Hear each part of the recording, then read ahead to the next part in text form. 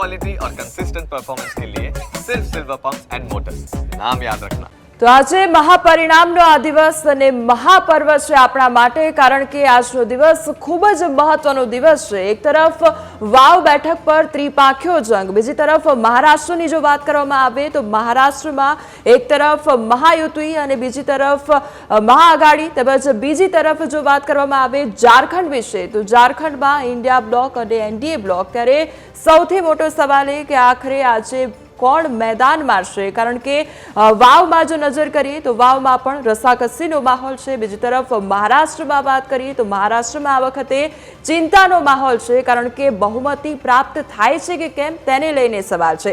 બીજી તરફ ઝારખંડની વાત કરવામાં આવે તો ઝારખંડમાં હંમેશા પરિવર્તન જોવા મળતું હોય છે, એટલે આ વખતે કયા પ્રકારની પરિસ્થિતિ ત્યાં આગળ જોવા મળે છે તે પણ આપણને આવનારા સમયમાં જેમ જેમ પરિણામો આવતા જશે તેમ આપણને ખ્યાલ આવશે।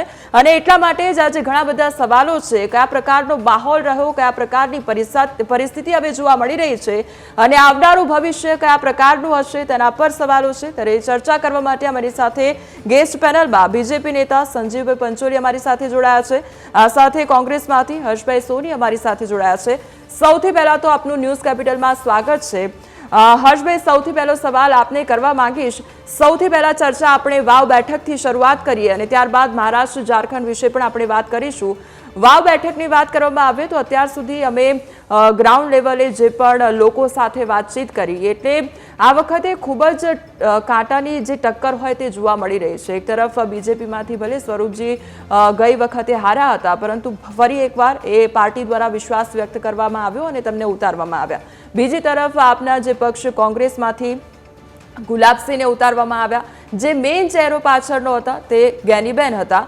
અને બીજી તરફ અપક્ષની વાત કરવામાં આવે તો અપક્ષમાંથી માવજીભાઈ ઉતર્યા। એટલે અહીંયા જે મતદાન કરવામાં આવ્યું મતદારો દ્વારા, એટલે સવાલ એ હતો કે આખરે તેમનું વલણ કોના તરફી હશે, અને હવે એ તો આપણને થોડા સમયમાં ખબર પડી જશે। પરંતુ કોંગ્રેસ દાવો કરી રહ્યું છે કે આ વખતની જે લડાઈ છે તે માત્ર ને માત્ર અપક્ષ અને કોંગ્રેસ વચ્ચેની છે અને બીજેપી ક્યાંય એમાં છે નહીં। પરંતુ અત્યારે જ આપણે જોયું કે સ્વરૂપજી દ્વારા ફરી એકવાર વિશ્વાસ જીતનો વ્યક્ત કરવામાં આવ્યો છે। સૌથી પહેલા તો આપનું રિએક્શન। તમે જે રીતે વાત કરી એમાં તમે એક વસ્તુ સમજો, જ્યારે નરેન્દ્રભાઈ મોદી ગુજરાતના જ્યારે મુખ્યમંત્રી ત્યારથી બનાસકાંઠા જે છે તે કોંગ્રેસ પાર્ટીનો ગઢ છે। નરેન્દ્રભાઈ મોદી જ્યારે મુખ્યમંત્રી ત્યારે પણ જિલ્લા પંચાયત જે હતી તે કોંગ્રેસ પાર્ટી જીતતી આવી છે। તમે જો 21 લોકસભાની સીટની વાત હતી એમાં પણ શંકરભાઈ ચૌધરી જે હતા એમનું જે ત્યાંનું અસ્તિત્વ ધરાવતા હતા, તો પણ એમને ખબર પડી ગઈ અને એની સામે અમારા જ્ઞાનીબેન ઠાકોરને જે બળ હતો, જે ગ્રાઉન્ડ લેવલનું કામ હતું, જે વિકાસના કાર્યો હતા, એના કારણે જ્ઞાનીબેન ઠાકોર જીતી ગયા। કારણ કે તમે એક વસ્તુ સમજો, એ સીટ જે છે તે કોંગ્રેસનો ગઢ છે। આની પહેલા વિધાનસભાના અધ્યક્ષ એવા શંકરભાઈ ચૌધરીએ પણ એમની સીટ બદલવી પડી છે, કારણ કે ખબર પડી ગઈ છે કે બનાસકાંઠા આખો જ જિલ્લો બનાસકાંઠા જે છે એ આખો જ કોંગ્રેસનું ગઢ છે અને એ ગઢ રહેવાનું છે। હું તો પહેલા બી રહ્યું છે ને હવે બી રહેવાનું છે ને આગળ બી રહેશે। એટલે જેમ જેમ ચૂંટણીના પરિણામ આવશે, હજુ તો ચૂંટણીની મતગણતરી ચાલુ થઈ છે, જેમ જેમ પરિણામ આવશે એમ ગુલાબસિંહનો ગુલાલ ઉડવાનો છે, એ 100% નક્કી છે। સંજીવભાઈ, આપને પૂછવા માંગીશ કે અત્યારની જે પરિસ્થિતિ જોવા મળી રહી છે અને જે ગુલાબસિંહની વાત કરવામાં આવે તો ગુલાબસિંહનું વર્ચસ્વ સૌથી વધુ જોવા મળી રહ્યું છે। બીજી તરફ માવજીભાઈ જે છે તે પણ જે ટક્કર છે તે જોરદાર આપી રહ્યા છે, કારણ કે તેમને સમાજનું જે બળ છે તે ખૂબ જ મોટા પ્રમાણમાં મળી રહ્યું છે। અને બીજી તરફ સ્વરૂપજીની વાત કરવામાં આવે તો એ ખૂબ ભોળો ચહેરો પડે છે પહેલાં તો, અને નો ડાઉટ કે ગઈ વખતે ભલે હાર પ્રાપ્ત થઈ હોય, પરંતુ ત્યારથી લઈને અત્યાર સુધી તેમના દ્વારા ખૂબ મહેનત કરવામાં આવી છે અને ગ્રાઉન્ડ લેવલે જઈને કોઈ પણ પ્રકારની સમસ્યા હોય તો તેનું નિરાકરણ લાવવાની અથવા તો લોકો સાથે વાતચીત કરવાનો પૂરેપૂરો પ્રયાસ સ્વરૂપજી દ્વારા કરવામાં આવ્યો છે। પરંતુ આપને શું લાગી રહ્યું છે કે આપની જે પાર્ટી છે તેના દ્વારા જે આ ચહેરો પસંદ કરવામાં આવ્યો છે તે ક્યાંક નબળો પડી શકે છે, કારણ કે સામે જે સમાજનું બળ છે તે આ બંને ઉમેદવારોને ખૂબ મોટા પ્રમાણમાં મળી રહ્યું છે અને બીજી તરફ માવજીભાઈ ખૂબ મોટું નુકસાન કરી શકે છે। એના ઉપર આપનું શું કહેવું છે?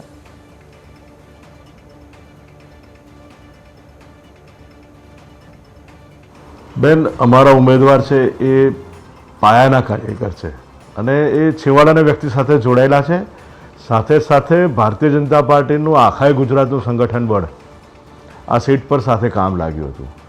એટલે આમ જોવા જઈએ તો વાવમાં અમારો જે વિજય છે એ નિશ્ચિત છે. તમે કોઈ ગમે તે કહેતું હોય, આ હજુ તો મતગણતરી ચાલુ થઈ નથી, કંઈ લખાવવામાં આવ્યું નથી, પરંતુ હું 100% ગેરંટી સાથે કહું છું, કારણ કે મેં પણ ગઈકાલે ત્યાં પાયાના કાર્યકરો સાથે, ત્યાંના નેતાઓ સાથે ચર્ચા કરી છે.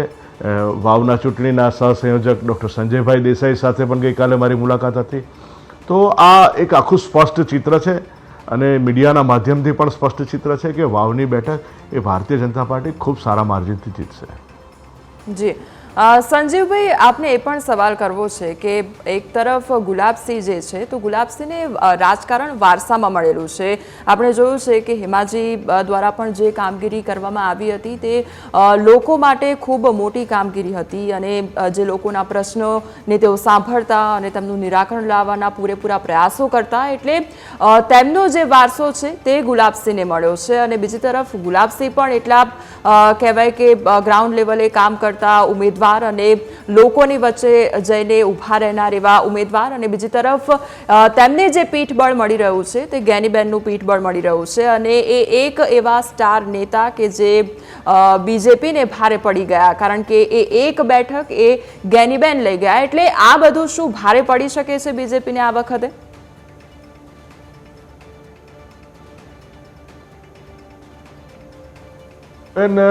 કોઈને વારસામાં જ્યારે રાજકારણ મળ્યું હોય ને, એમ તો રાહુલ ગાંધીને વારસામાં રાજકારણ મળ્યું છે, પરંતુ એ જ્યાં સુધી પોતે કાર્ય ન કરે ત્યાં સુધી રાજકારણમાં પ્રજા ક્યારેય એમને વોટ નથી આપતી. અને અમારા નેતા છે એ ગ્રાઉન્ડ સાથે જોડાયેલા છે, એમની કાર્યશૈલી ગ્રાઉન્ડ સાથે જોડાયેલી છે, ખૂબ બેલેન્સ પ્રકૃતિ છે. અને એ જે રીતે ભારતીય જનતા પાર્ટીએ ગુજરાતમાં વિકાસના કાર્યો સર કર્યા છે, આ તો જ્ઞાનીબેન જીત્યા ત્યાંથી એ વસ્તુ જુદી છે, પરંતુ આવનારા દિવસોમાં અમારા ચૌધરી સાહેબ પણ ત્યાંથી હતા. એટલે આવનારા દિવસોમાં ભારતીય જનતા પાર્ટી વિકાસના કાર્યો કરી, માત્ર વિકાસની રાજનીતિ, છેવાડાના વ્યક્તિના સુખ દુઃખમાં કેવી રીતે સાથે રહેવું, એનું જીવન ધોરણ કેવી રીતે ઊંચું આવે, એ જ માત્ર વાત અમે કરીએ છીએ. જ્યારે કોંગ્રેસ અસંખ્ય વાતો કરે છે, એ હંમેશા એક તૃષ્ટિકરણની નીતિની વાતો કરે છે, લોલીપોપના રાજકારણની વાત કરે છે, પરંતુ અમારું લક્ષ્ય હંમેશા એક જ હોતું હોય છે કે છેવાડાના વ્યક્તિની સુખાકારી કેવી રીતે વધે, સમાજમાં જે નિયમન છે એ કેવી રીતે સારું થાય, લો એન્ડ ઓર્ડર જે છે કેવી રીતે સારું થાય, આ દેશમાં ઇન્ફ્રાસ્ટ્રક્ચર કેવી રીતે સારું થાય, અને લોકો કેવી રીતે સલાહ સંપથી સબકા સાથ સબકા વિકાસ થકી આ દેશમાં સારી રીતે જીવન નિર્ભર કરી શકે અને પોતાનું જીવન એક કદમ આગળ લઈ જઈ શકે, એ જ હંમેશા ભારતીય જનતા પાર્ટીનો પ્રયાસ રહ્યો હોય છે.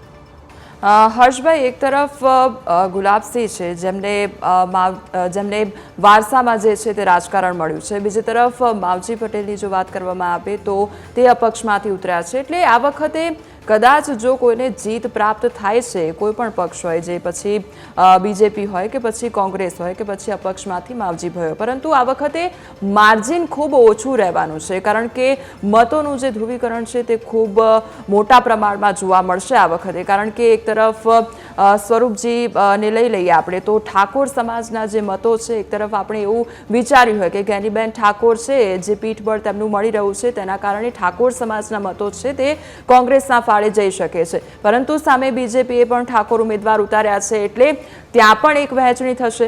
બીજી તરફ જો ચૌધરી સમાજની વાત કરવામાં આવે તો અપક્ષમાંથી માવજીભાઈ ઉતરેલા છે, એટલે ચૌધરી સમાજ શું, જે અન્ય જ્ઞાતિના જે સમાજો છે, જે અન્ય જ્ઞાતિઓ છે, તેમની સાથે પણ એમનું જે વર્ચસ્વ છે તે ખૂબ સારા પ્રમાણમાં રહેલું છે માવજીભાઈનું. એટલે આ તમામ મતોની વહેંચણી છે ખૂબ મોટા પ્રમાણમાં ત્રણેય વચ્ચે થવાની છે. એટલે આ વખતે શું લાગી રહ્યું છે, એક તો પહેલા તો સવાલ એ જ થાય કે શું જીત મળશે કે કેમ, અને જો મળે છે તો માર્જિન પણ આ વખતે ખૂબ ઓછું રહેવાનું છે.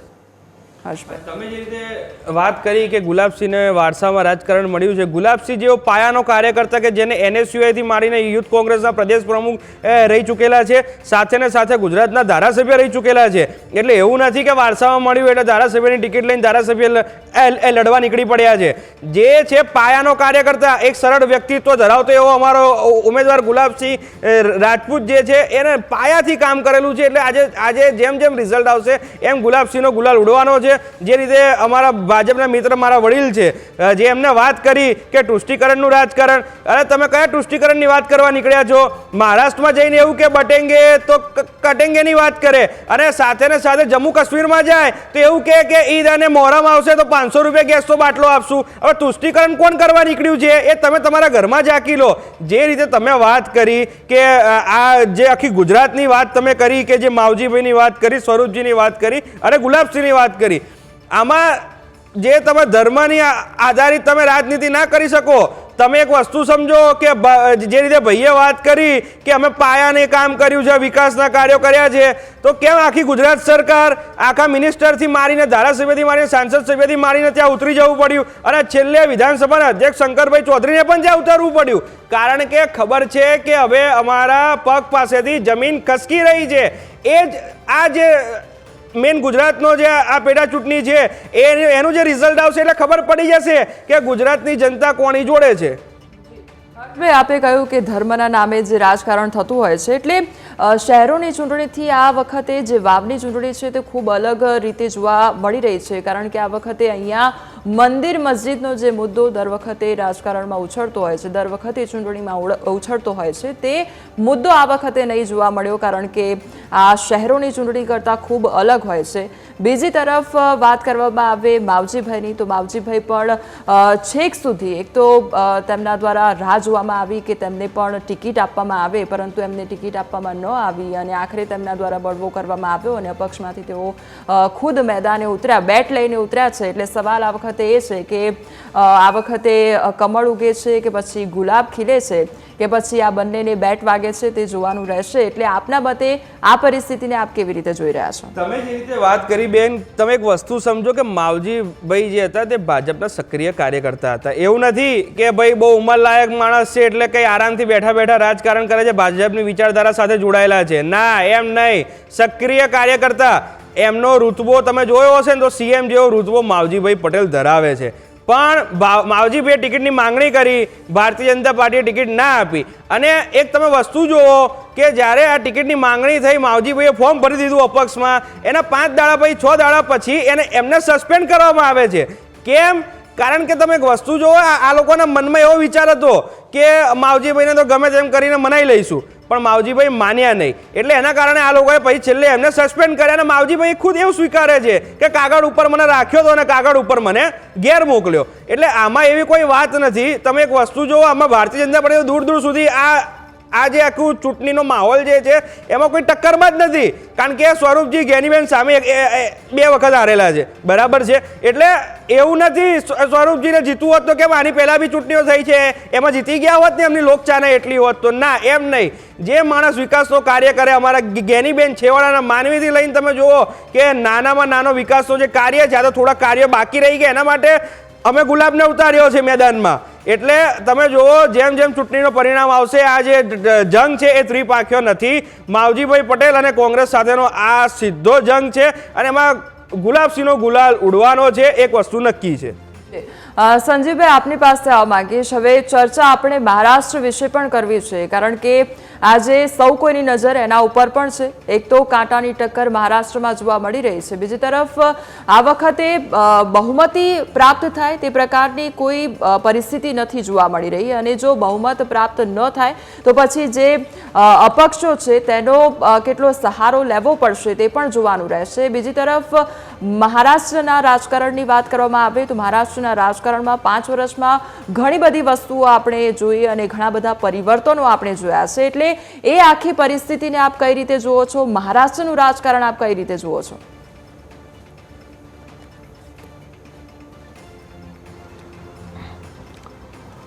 મહારાષ્ટ્રના રાજકારણમાં અગાઉ પણ ઘણી ડિબેટમાં હું ચર્ચા કરી ચૂક્યો છું કે ત્યાંના લોકો છે ને એક એવી સરકાર ઈચ્છે છે કે જે સ્થિર હોય, કે જેની ફંડામેન્ટલ વેલ્યુઝ હોય. તમે અત્યારે જે 36 સીટના રિઝલ્ટ આવ્યા છે, જે 55 સીટના રિઝલ્ટ આવ્યા છે, જે પૈકી 36 સીટમાં તો ભાજપ આગળ છે, જ્યારે કોંગ્રેસ 17માં આગળ છે. એટલે અત્યારે જ ડબલ લીડ છે એમ કહેવા જઈએ તો એ સ્પષ્ટ દેખાય છે કે ભારતીય જનતા પાર્ટીની નિશ્ચિતપણે મહારાષ્ટ્રમાં સરકાર બનશે. અને પ્રજા પણ હવે ત્યાંના જે જૂના નેતાઓ છે, જે ઓલ્ડ ફેમિલીઝ છે ત્યાંનું, શરદ ઠાકર એન્ડ કંપની છે, તો એ બધાને લોકો, શરદ પવાર એન્ડ કંપની છે, તો એ લોકોને બધાને ઓળખી ગયા છે. ઉદ્ધવ ઠાકરેને પણ લોકો ઓળખી ગયા છે. એટલે આ જે સ્ક્રીન પર અત્યારે જે 55-60 સીટના પરિણામ છે એમાં સ્પષ્ટ પ્રમાણે ભારતીય જનતા પાર્ટી આગળ છે, એનું એલાયન્સ આગળ છે. એટલે ચોક્કસ મહારાષ્ટ્રમાં તો ભાજપની સરકાર નિશ્ચિત બનશે એવું જણાઈ આવે છે. જી સંજયભાઈ, એ પણ સવાલ થઈ રહ્યો છે કે મહારાષ્ટ્રમાં મરાઠા વોટ બેંક પર જો નજર કરીએ તો તે ખૂબ મોટું વર્ચસ્વ ધરાવે છે. એટલે જે મરાઠા વોટ બેંક છે તેની કયા પ્રકારની ભૂમિકા રહેશે, અને બીજી તરફ મહાવિકાસ અઘાડી જે છે તે આખું જે ગઠબંધન છે તેને આ જે મરાઠા વોટ બેંક છે તેના ઉપર ખૂબ આશા વ્યક્ત કરવામાં આવી રહી છે. બીજી તરફ જે તેમના સમર્થકો છે તે પણ ખૂબ સક્રિય છે. એટલે તે વોટ બેંકની કેટલી અહીંયા અસર જોવા મળી શકે છે અને એનાથી જે મહાયુતિ છે તેને કેટલું નુકસાન થઈ શકે છે?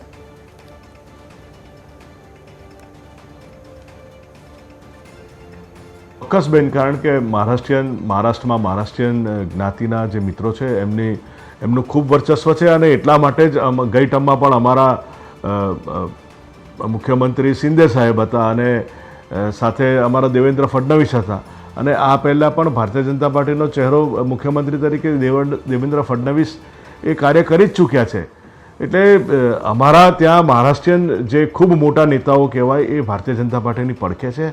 અને ખૂબ સ્પષ્ટ વાત તો એ છે કે પ્રજા હવે એક સ્થિર અને મહારાષ્ટ્રને આવનારા દિવસોમાં આગળ લઈ જાય એવી સરકાર ઈચ્છે છે કે જે કેન્દ્રમાં પણ હોય અને સાથે અહીંયા પણ હોય, કે જેમ ગુજરાતમાં ડબલ એન્જિનનું સરકાર ચાલે છે એવી જ રીતે આવનારા દિવસોમાં મહારાષ્ટ્રમાં પણ ડબલ એન્જિનનું સરકાર ચાલશે, એમાં કોઈ મનમેક નથી.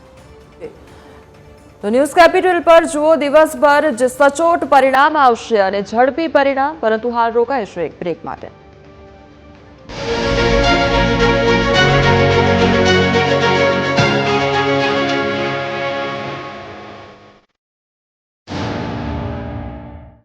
તો બ્રેક બાદ આપનું સ્વાગત છે. એક તરફ મહારાષ્ટ્રની 288 બેઠકોનું આજે પરિણામ અને બહુમતી માટે 145 બેઠકોની જરૂર છે, ત્યારે મહાયુતિ અને મહાઆઘાડી વચ્ચે સત્તાની રેસ જામી છે. મહારાષ્ટ્રમાં બાગી નેતાઓ હાર જીતના ગણિત બગાડી શકે છે. મહારાષ્ટ્રના મહારાજા કોણ બનશે તેના પર દેશની નજર રહેલી છે. ન્યૂઝ કેપિટલ પર જુઓ સૌથી ઝડપી અને સચોટ પરિણામ. ત્યારે મતગણતરીની શરૂઆત થઈ ગઈ છે અને આ રેસ જામી છે, ત્યારે આ રેસમાં કોણ જીતે છે તે જોવાનું રહેશે. અમારી સાથે ફરી એકવાર ગેસ્ટ પેનલમાં બીજેપી નેતા સંજીવભાઈ પંચોલી જોડાયા છે અને કોંગ્રેસમાંથી હર્ષભાઈ સોની જોડાયા છે. હર્ષભાઈ, સૌથી પહેલા આપને સવાલ કરીશ. આપણે મહારાષ્ટ્ર ઇલેક્શન વિશે પણ ચર્ચા કરી રહ્યા હતા, ત્યારે સવાલ અહીંયા એ પણ થાય, ઉદ્ધવ ઠાકરેની જો ભૂમિકા જોઈએ તો વારંવાર તે એકનાથ શિંદેને દેશદ્રોહી કહીને ઉચ્ચારે છે અને એ પ્રકારનું જ તેમના દ્વારા સંબોધન કરવામાં આવતું હોય છે. એટલે ઉદ્ધવ ઠાકરે દ્વારા જે વિક્ટિમ કાર્ડ છે તે પ્લે કરવામાં આવી રહ્યું છે હંમેશા. એટલે જો આ વિક્ટિમ કાર્ડ કામે લાગી જાય છે, જો જનતાના દિમાગમાં આ કાર્ડ બેસી જાય છે, તો ક્યાંક મહાવિકાસ અઘાડી માટે લાઇફલાઇન સાબિત થઈ શકે છે, આપ માનો છો? તમે જે રીતે વાત કરી, આમાં કોઈ વિક્ટિમ કાર્ડની એવી કોઈ વાત નથી. છત્રપતિ શિવાજી, સાવિત્રીબાઈ ફૂલે, ડૉક્ટર બાબા સાહેબ ભીમરાવ આંબેડકર, આ મહારાષ્ટ્રની જે ધરતી છે એના લોકો બહુ સારી રીતે જાણે છે કે મહારાષ્ટ્રનું રાજકારણ કઈ રીતનું હોય. મહારાષ્ટ્રના રાજકારણમાં કોઈ દિવસ કટેંગે બટેંગે ધર્મ યુદ્ધની એવી કોઈ વાત ના હોય, ધર્મની એવી કોઈ વાત ના હોય, કે જે એમની જ પાર્ટી એલાયન્સના લોકો, અજીત પવાર સાથેના એવા લોકો જે વિરોધ કરે છે કે ના, આવી વસ્તુનું મહારાષ્ટ્રમાં જગ્યા હોય જ નહીં. તમે બીજી વાત કરી કે જે શિવસેનાની જે વાત કરી, તમે એક વસ્તુ જુઓ, શિવસેના આટલા વખતથી એમાં કેવું હતું કે એક પાર્ટીનું આખું વિભાજન થઈ ગયું છે. અને ભારતીય જનતા પાર્ટીની તો રાજનીતિ જ આ રીતની રહી છે કે અંદર ને અંદર પાર્ટીઓમાં વિભાજન કરાવવા. ધીરે ધીરે શું થશે એ બી હું તમને અત્યારથી કહીને રાખું.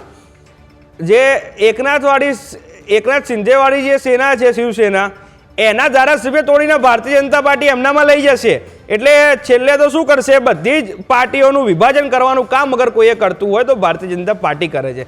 સાથે ને સાથે મહારાષ્ટ્રની જે ચૂંટણી છે એ આ વખતે રસપ્રદ એટલે રહી છે કારણ કે ભારતીય જનતા પાર્ટીના વિચારધારામાં જ આવી રીતે હિન્દુ મુસ્લિમની રાજનીતિ હોય, ધર્મની રાજનીતિ હોય, બાકી કોંગ્રેસ પાર્ટી અને ઇન્ડિયા એલાયન્સના વિચારધારામાં આ વસ્તુ હોય નહીં. તમે જુઓ એમના ને એમના નેતાઓ ત્યાં જાય એટલે શું કરશે, મરાઠી લોકો અને ઓબીસી લોકો અને સાથે આદિવાસી અને ડાંગર લોકોની વચ્ચે વિભાજન કરવાનું અગર કોઈ કામ કરશે તો એનડી એલાયન્સના લોકો કરશે. બાકી જે ઇન્ડિયા એલાયન્સની વાત છે, ઇન્ડિયા એલાયન્સના લોકો જે બેરોજગારી છે, વધતી મોંઘવારી છે અને જે કરપ્શનની વાત છે, ભ્રષ્ટાચારમાં, કે જે આમના દ્વારા કરવામાં, એનડીએ એલાયન્સ દ્વારા કરવામાં આવેલો છે. એટલે મેન રાજનીતિમાં શું હોય કે મુદ્દાસર ચૂંટણી લડવી જોઈએ, ધર્મને વચ્ચે લાવો નહીં, હિન્દુ મુસ્લિમ કરવું નહીં, પણ ભારતીય જનતા પાર્ટીને એના સિવાય કશેથી મત મળે એવા છે નહીં, એમના દુકાનના પાટિયા ચાલે એવા છે નહીં. એટલે આ લોકો આવી ગેમ રમવા નીકળ્યા છે. પણ તમે હજુ જોવો હોય તો ચૂંટણીઓના પરિણામ ચાલુ છે, હજુ દિવસભર ચૂંટણીના પરિણામ છે, 4 વાગ્યા સુધી શું રિઝલ્ટ છે એ તમને ખબર પડી જશે. સંજીવભાઈ, આપને વાત કરવા માંગીશ જે પ્રમાણે હર્ષભાઈએ કહ્યું કે ધર્મના નામ પર જે રાજકારણ રમવામાં આવ્યું અને બટેંગે તો કટેંગે જે સ્લોગન આપવામાં આવ્યું હતું અને ત્યારબાદ જે આખો વિવાદ ઊભો થયો અને આખું જે લાઈન છે તે ચેન્જ કરી દેવામાં આવી અને કહેવામાં આવ્યું કે એક હે તો સેફ હે, આ નારો જ આખો બદલી દેવામાં આવ્યો. એટલે આ વખતે જે ભાગલાવાળું જે દર વખતે વાત કરવામાં આવતી હોય છે અને રાજકારણ કરવામાં આવતું હોય છે એ આ વખતે કામે નથી લાગ્યું. બીજી તરફ જે મહત્વનો મુદ્દો રહ્યો તે આ વખતે બંધારણનો મુદ્દો રહ્યો અને આ મુદ્દામાં ક્યાંક ભાજપ નબળું પડ્યું હોય તે પ્રકારની પરિસ્થિતિ જોવા મળી હતી. એટલે શું આપ એ સ્વીકારો છો સંજીવભાઈ? ભાજપ કોઈ મુદ્દે નબળું નથી પડ્યું અને આ દેશની સંસ્કૃતિનું જતન, આ દેશ, બહુ શાંતિથી હું કહું છું, આ દેશની સંસ્કૃતિનું જતન આખા ભારત વર્ષમાં કોઈ પાર્ટીએ કર્યું હોય તો એ ભારતીય જનતા પાર્ટીએ કર્યું છે. પછી એ છત્રપતિ શિવાજી મહારાજની જે એમની આભા હતી, જે એમની પ્રતિભા હતી, કે જે એમની એક નેતૃત્વની શક્તિ હતી, એ શક્તિને જો આ દેશમાં મહારાષ્ટ્રમાં જો ઉજાગર કરવાનું કામ કર્યું હોય અને એમને યાદને વર્ણવીને કોઈ પોલિટિકલ પાર્ટીએ કામ કર્યું હોય તો એ ભારતીય જનતા પાર્ટીએ કર્યું છે. અને એક અમારી વિચારધારા જે છે ને એ રાષ્ટ્રીય સ્વયંસેવક સંઘથી જોડાયેલી છે અને ભારતીય જનતા પાર્ટીનો ઉદય પણ ત્યાંથી થયો છે. અમારે નાગપુરમાં એની હેડ ઓફિસ છે અને સાથે સાથે તમે જુઓ તો વીર સાવરકરજી પણ એ ત્યાંના જ સપૂત છે. એટલે ત્યાંના કહેવાય ને કે એક એક કણે કણમાં કેસરીઓ વસેલો છે અને શિવાજી મહારાજને પણ કેસરીઓ ખૂબ પ્યારો હતો. તો ભારતીય જનતા પાર્ટી જો સંસ્કૃતિનું જતન નહીં કરશે મહારાષ્ટ્રમાં અને આખા ભારત વર્ષમાં તો કોણ કરશે? કારણ કે અમે સ્પષ્ટ કહીએ છીએ કે રાષ્ટ્ર પ્રથમ, પોલિટિકલ પાર્ટી પછી આવે. અમે રાષ્ટ્ર પ્રથમ, રાષ્ટ્રની હિત માટે લડનારી વ્યક્તિ છે. અમે ભારતીય જનતા પાર્ટીના સૈનિકો છે. એટલે જ્યારે રાષ્ટ્રની વાત થતી હોય તો અમે હંમેશા પ્રથમ છે. અને પોલિટિકલ રિઝલ્ટમાં આપણે જોઈએ કે જે રીતે અત્યારે મહારાષ્ટ્રમાં ભારતીય જનતા પાર્ટી આગળ વધી રહી છે, જે 232 બેઠકોનું રિઝલ્ટ છે એમાંથી 122 પર આગળ છે. સાંજ સુધીમાં જે પણ બહુમતી જોઈએ છે એના કરતાં વિશેષ બહુમતી ભારતીય જનતા પાર્ટીએ પાસે રહેશે અને એક સ્થિર સરકાર બનાવશે. હર્ષભાઈ, આપને પૂછવા માંગીશ કે ભલે આગળ પાછળની અત્યારે રેસ જોવા મળી રહી છે પરંતુ આપણે ઘણીવાર એવું જોયું છે કે સમય જેમ જેમ વીતતો જતો હોય એમ પરિણામો પણ આખા બદલાઈ જતા હોય છે. એક્ઝિટ પોલ પણ શું સામે આવ્યા હોય અને પછી પરિણામ શું સામે આવ્યા હોય એ પ્રકારની પરિસ્થિતિ પણ આપણે જોઈ છે. હવે લોકસભા ચૂંટણીમાં આપણે પરિસ્થિતિ જોઈ કે અજીત પવાર જૂથનો સફાયો થતાં આપણે જોયો હતો અને શરદ પવારને ખુલ્લેઆમ સમર્થન જનતા દ્વારા આપવામાં આવ્યું હતું. પરંતુ આ વખતે જનતા ખૂબ કન્ફ્યુઝ જોવા મળી છે કારણ કે અજીત પવાર ખુદ એવું દર્શાવી રહ્યા છે કે તેમના માથે શરદ પવારનો હાથ છે, એટલે કે કાકાનો માથે હાથ છે એ પ્રકારનું તેઓ દર્શાવી રહ્યા છે. એટલે આ વખતે જનતા તેને લઈને ખૂબ કન્ફ્યુઝ છે. એટલે શું એનું નુકસાન થઈ શકે છે પાર્ટીને? ના થાય, કારણ કે તમે એક વસ્તુ સમજો કે લોકસભાની ચૂંટણી હમણાં જ ગઈ છે.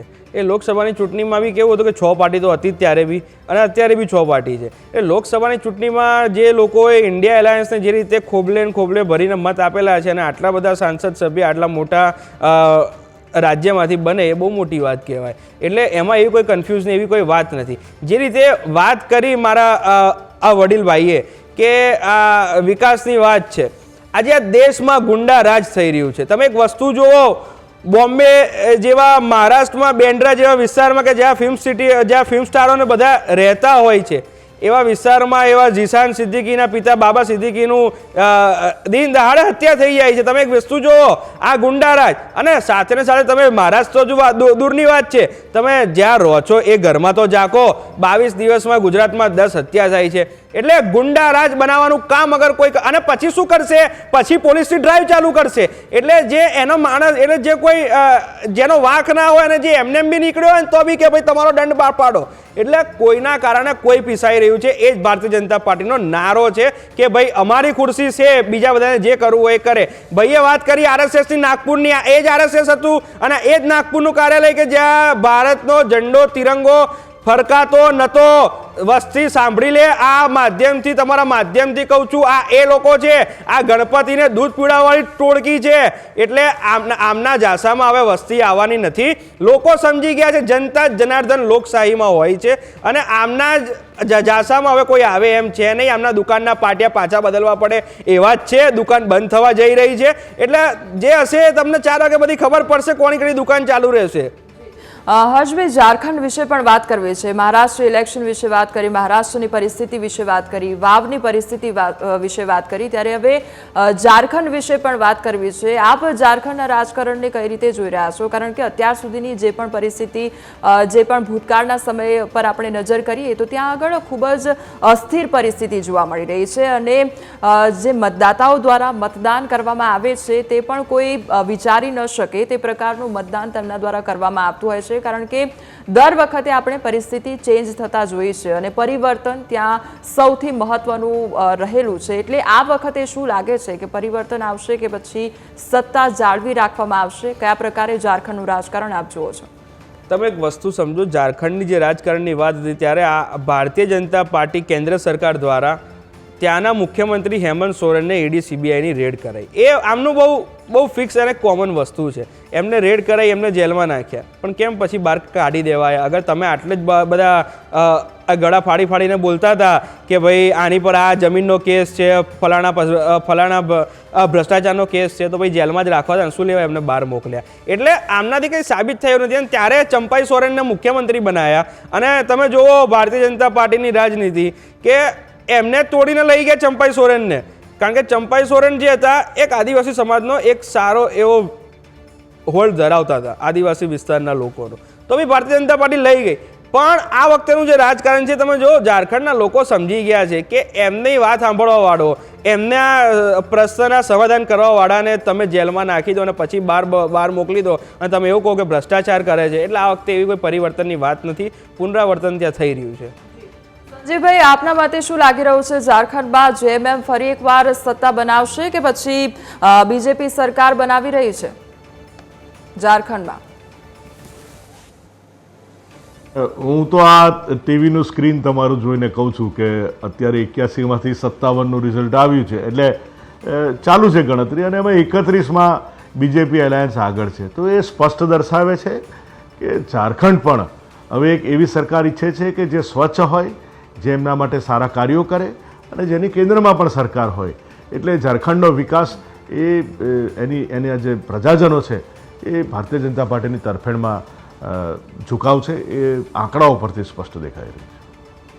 હર્ષભાઈ, એક બીજો અહીંયા મુદ્દો એ પણ જોવા મળ્યો, ઝારખંડમાં કોંગ્રેસ ક્યાંક નબળું જોવા મળ્યું. એક તરફ તેની પાસે કોઈ મુદ્દા ન હોય, ઝારખંડમાં એ પ્રકારની પરિસ્થિતિ જોવા મળી હતી અને જે લોકસભાના જે જૂના મુદ્દાઓ હતા તે મુદ્દાઓ ઉપર જ તેમના દ્વારા ચર્ચાઓ કરવામાં આવી અને તેને લઈને જ વાતચીત કરવામાં આવી હોય તે પ્રકારની પરિસ્થિતિ ઝારખંડમાં જોવા મળી હતી. એટલે શું એ નબળાઈ ક્યાંક નુકસાન કરી શકે છે? અને કારણ કે બીજેપી જે પણ એક્ઝિટ પોલ પણ સામે આવ્યા હતા તેમાં પણ બીજેપી આગળ જોવા મળ્યું હતું. એટલે આ બધું નુકસાન ક્યાંક પાર્ટીને નડી શકે છે ખરી? ઝારખંડની સ્થિતિ તમે જે વાત કરી એવું નથી કે એવા કોઈ મુદ્દા નહોતા. તમે સમજો દેશમાં આજે જ્યારે સંવિધાન ની જે હત્યા થઈ રહી હોય અને સાથે સાથે અમારા નેતા રાહુલજી અને સાથે ઇન્ડિયા એલાયન્સના લોકો જે સંવિધાન બચાવવા અમેની એક જે પહેલ કરી છે એ 2024ની લોકસભાની ચૂંટણીથી પહેલ કરી છે અને આ જે પહેલ છે એ સમગ્ર દેશમાં ચાલવાની છે. એનું પરિણામ તમને લોકોને તમારી સામે જ તમને જોવા મળશે. અને સાથે એવું નથી, બધા જ નેતાઓ ત્યાં ગયા છે, કોંગ્રેસ પાર્ટીના હોય કે ઇન્ડિયા એલાયન્સના હોય, બધા જ નેતાઓ ત્યાં ગયા છે. રાહુલજી, પ્રિયંકાજી, મલ્લિકાર્જુન ખડગેજી, બધા જ લોકો જે છે તે ત્યાં જઈને એમને ચૂંટણી પ્રચાર કર્યો છે. દેશમાં વધતી મોંઘવારી, દેશમાં વધતી બેરોજગારીના કારણે લોકો ત્રાહિમામ પોકારી ગયા છે. તમે એક વસ્તુ જુઓ, આજે પેટ્રોલ ડીઝલના ભાવ કેટલા થઈ ગયા છે. આજે ગૃહિણીને એનું ઘર ચલાવવું હોય તો તમે જુઓ કે બધી જ વસ્તુ ઘર વખરીના ભાવ કેટલા વધી ગયા છે. એટલે લોકો હવે કંટાળી ગયા છે, લોકો ત્રાહિમામ પોકારી ગયા છે. એટલે એનું પરિણામ આપણી સામે હશે. સંજીવભાઈ, ત્યાં આગળ ઝારખંડમાં જે મુખ્ય પાર્ટીઓ છે તે સિવાય જે નાની પાર્ટીઓ છે, સ્થાનિક પક્ષો જે છે, અપક્ષ જે છે, તે પણ ખૂબ જ મહત્વ ધરાવે છે. એટલે આ જે અત્યારે પરિણામો આવશે તેમાં જે અપક્ષ ઉમેદવારો છે અથવા તો જે સ્થાનિક જે પક્ષો છે તે કેટલી મહત્વની ભૂમિકા નિભાવી શકે છે? જો કોઈ પણ જ્યારે પ્રાદેશિક ઇલેક્શન હોય તો જે નાની પોલિટિકલ પાર્ટીઝ છે એ ત્યાં થોડીક છવાયેલી હોય છે, પરંતુ આ વખતના ઝારખંડના ઇલેક્શનમાં એ લોકોનો જે કરંટ છે એ એટલો જોવા મળી રહ્યો નથી અને એ અત્યારે જે રિઝલ્ટ આવી રહ્યા છે એના પરથી પણ સ્પષ્ટ દેખાય છે. ચોક્કસ જે નાના જે સ્ટ્રોંગ નેતાઓ હોય છે તો એનો જે લોકલ જે આત્મવિશ્વાસ હોય છે એની સાથે લોકલ સંઘબળ હોય છે એ ચોક્કસ હોતું હોય છે, પણ એ ખૂબ નાના ઇલેક્શનોમાં એ લોકો વિજય થતા હોય છે. પરંતુ જ્યારે લોકસભાનું કે વિધાનસભાનું ઇલેક્શન હોય તો એ નાની પોલિટિકલ પાર્ટી નબળી પડતી હોય એવું સ્પષ્ટપણે દેખાતું હોય છે. જી, ચર્ચાને આગળ વધારીશું, પરંતુ હાલ સૌથી મોટા સમાચાર સામે આવી રહ્યા છે. આજે મહાપરિણામનો દિવસ અને મતગણતરીનો પહેલો રાઉન્ડ પૂર્ણ થઈ ગયો છે અને વાવમાં શરૂઆતી મતગણતરીમાં કોંગ્રેસ આગળ જોવા મળી રહી છે. વાવમાં શરૂઆતી મતગણતરીમાં કોંગ્રેસ આગળ. કોંગ્રેસને 4190 મત, જ્યારે બીજેપીને 3939 મત.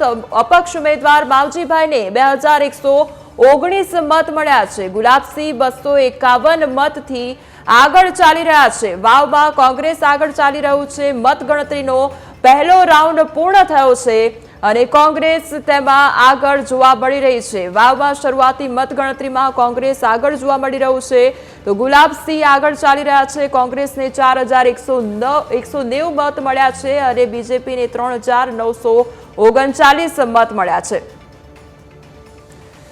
તો હર્ષભાઈ, સૌથી પહેલા તો આ તમારા માટે ખૂબ સારા સમાચાર કે ગુલાબસિંહ 251 મતથી આગળ ચાલી રહ્યા છે અને જે પહેલો રાઉન્ડ મતગણતરીનો પૂર્ણ થયો છે તેમાં કોંગ્રેસ આગળ ચાલી રહી છે. એટલે આપને તો ખૂબ ખુશી થઈ રહી હશે અને કદાચ આવનારા સમયમાં જેમ જેમ સમય વીતતો જશે કદાચ પરિણામોમાં પરિવર્તન પણ જોવા મળી શકે છે અને કદાચ આ જે ખુશી છે એ આવનારા સમયમાં પણ જોવા મળી શકે છે. સૌથી પહેલા તો આપની આને લઈને પ્રતિક્રિયા.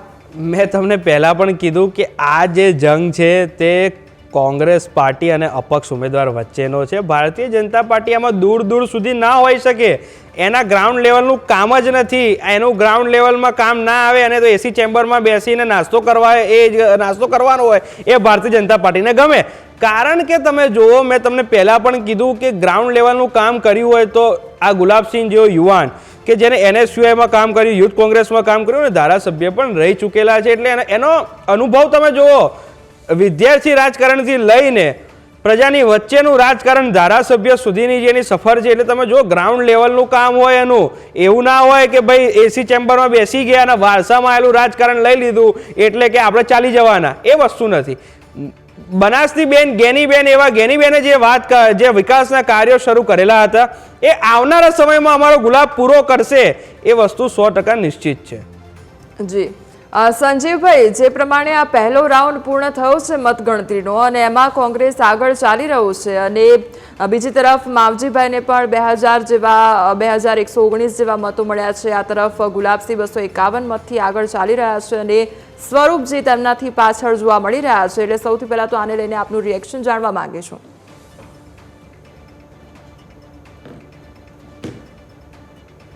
200 વોટથી અત્યારે ભારતીય જનતા પાર્ટી પાછળ છે અને પહેલો રાઉન્ડ થયો છે. દેખો આગે આગે હોતા હૈ ક્યાં. પરંતુ મારા ભાઈ ખૂબ પછાડીને કહી રહ્યા છે કે ભાઈ આ જે ઇલેક્શન છે એ કોંગ્રેસ વર્સિસ અપક્ષનું છે. તો એ એમને કદાચ આંકડા કે ગણિત આવડતું નથી, કારણ કે અત્યારે જુઓ સ્ક્રીન ઉપર કે માવજીભાઈના કેટલા મત છે અને ભાજપના કેટલા મત છે. ભાજપ ડબલ મતથી આગળ છે. પેટા ચૂંટણીની મતગણતરી છે ત્યારે જ્યારથી જાહેરનામું પડ્યું ત્યારથી કરીને અત્યાર સુધી જ્યાં પણ અમે ગ્રામ્ય વિસ્તારમાં પ્રવાસ કર્યો, લોકોના આશીર્વાદ માગ્યા. છેલ્લા 7 વર્ષથી હું ધારાસભ્ય તરીકે અનેક ગામોમાં જઈને નાના મોટા કામો કર્યા અને કાયમી પરિણામ કોઈ પણ પ્રકારનું આવે પણ અમારો કાયમી લોકો સાથેનો નાતો લાવી રહ્યો છે. કાયમી જનસંપર્કમાં રહ્યા છીએ. એટલે વાવ વિધાનસભાના મતદારો, સર્વ સમાજના મતદારો કોંગ્રેસ પાર્ટીને આશીર્વાદ આપી અને કોંગ્રેસની હેટ્રિક નોંધાવશે. વિજય સરઘસ બાબતે કઈ રીતનું આવે છે? અમે એ બાબતમાં કાંઈ લાભુ માનતા નથી. એનું કારણ કે અમારી 24ની ચૂંટણી હોય, 22ની હોય, જનતાનો આભાર વ્યક્ત કરવાનો હોય અને સાથે રહીને જીત્યા પછી કોઈ પણ પ્રતિનિધિ એ કોઈ પક્ષનો નથી હોતો. એ સર્વ વિસ્તારના તમામ સમાજના અને સર્વ સમાજના મતદારોના નાગરિકોનો હોય છે.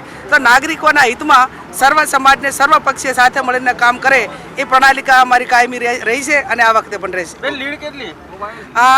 5000થી ઉપર અને 10,000ની અંદર કોંગ્રેસ પાર્ટી વિજય બનશે. ઓકે.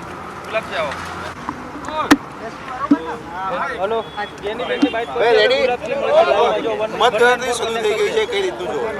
આજે સમગ્ર વાવ વિધાનસભાની જનતાના આદેશ જનાદેશનો આજે જ્યારે મતપેટી સ્વરૂપે જ્યારે ખુલવાની છે ત્યારે મને વિશ્વાસ છે વાવની દેવતુલ્ય જનતા ઉપર કે સળંગ આ ત્રીજી વખત કોંગ્રેસ પાર્ટીને આશીર્વાદ આપ્યા હશે. શરૂઆતથી જે દિવસથી ફોર્મ ભર્યું ત્યારથી આજ સુધી વાવના તમામ સમાજના સર્વ સમાજે આશીર્વાદ આપ્યા છે અને પૂરો વિશ્વાસ છે કે આજે ચૂંટણીનું જે પરિણામ આવશે તે કોંગ્રેસ અહીંયાથી જીતશે. હું આપના માધ્યમથી સમગ્ર વાવ સોયગામ ભાભરની જનતાને વિનંતી કરું છું, ચૂંટણીનું પરિણામ આવે ત્યારે શાંતિપૂર્ણ માહોલ બની રહે. કોઈ વ્યક્તિ, કોઈ સમાજ કે કોઈ પક્ષ બાબતે ટીકા ટિપ્પણી કરવાની ચૂંટણીમાં જ્યાં સુધી વોટિંગ થાય ત્યાં સુધી જ બધું હોય છે. એના પછી કોઈ સમાજની લાગણીઓ દુભાય, કોઈ પક્ષની કે કોઈ વ્યક્તિની લાગણીઓ દુભાય એવું કોઈ વર્તન ના કરે સોશિયલ મીડિયામાં, એ પણ આપના માધ્યમથી હું વિનંતી કરું છું. અને વિજયના વિશ્વાસ સાથે અહીંયા ગણતરીમાં આવ્યા છીએ અને 100% પરિણામ કોંગ્રેસમાં આવશે. લીડનો ટાર્ગેટ કેટલો? જેમ જ્ઞાનીબેને વાત કર્યું કે 5000થી ઉપર ને 10,000ની આજુબાજુને અમને લીડ અહીંયાથી મળશે સમગ્ર વિસ્તારમાંથી વિશ્વાસ. વિજય સરઘસની વાત કરવામાં આવે, જો વિજય થાય તમારો, વિજય સરઘસની વાત તો એના માટે કોઈ આયોજન? અહીંયાથી અમારા ધણીધર ભગવાનના ધીમાના દર્શન કરવા માટે જઈશું. જ્યાં એની વચ્ચે જો સ્વાગત કરે, સન્માન કરે, આવકાર આપે એ સ્વીકારતા રહીશું અને શાંતિપૂર્ણ મતદારનો વાવમાં આભાર માનશું. આ વખતે ગુલાબજી આ વખતે જે વોટિંગ પેટર્ન રહી છે 3 તાલુકા પૈકી વાવમાં સૌથી વધારે વોટિંગ થયું, 2 નંબર ઉપર સુઈગામ રહ્યું, 3 નંબર ઉપર ભાભર. આ શું સૂચવે છે?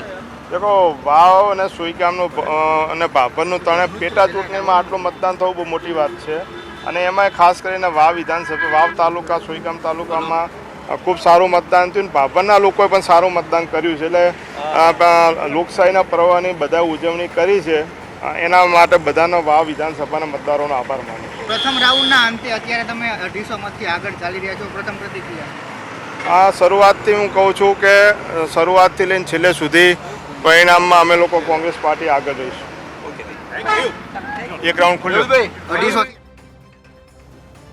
તો ન્યૂઝ કેપિટલ પર જુઓ દિવસભર મહાકવરેજ અને આ ચર્ચાને હવે આગળ વધારશે મારા સહયોગી યશ. હાલ રોકાઈશું એક બ્રેક માટે.